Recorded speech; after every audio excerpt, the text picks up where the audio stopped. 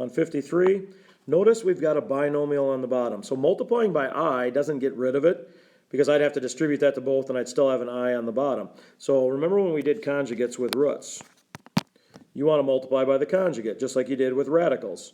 So we're going to multiply, let me make this a little bit bigger here first. We're going to multiply by the conjugate.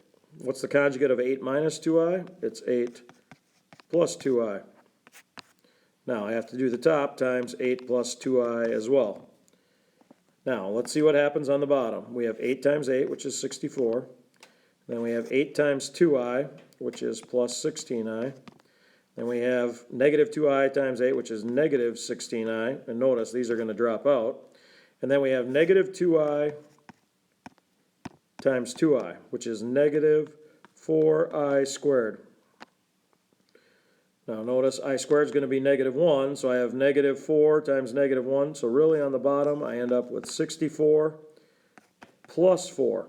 So it would be minus, and then this would give me negative 4, but minus a negative 4 is going to be add 4, which is really going to be 68 on the bottom. Now on the top I have 2 multiplied by the binomial 8 plus 2i. I distribute it, so it's going to be 16 plus 4i. So I really have 16 plus 4i on the top. Okay, I'll write it here too, 16 plus 4i. Now this is not simplified because I see that these can all be reduced. So I need to reduce that. Now, does 4 go into 68 is the next question you have to ask yourself. 4 goes into 16 and 4, and it does 17 times. So I could divide all of those by 4 to reduce. So if I divide that by 4, it's 1. If I divide that by 4, it's 4. If I divide that by 4, it's 17. So it's 4 plus I, or 1i, over 17.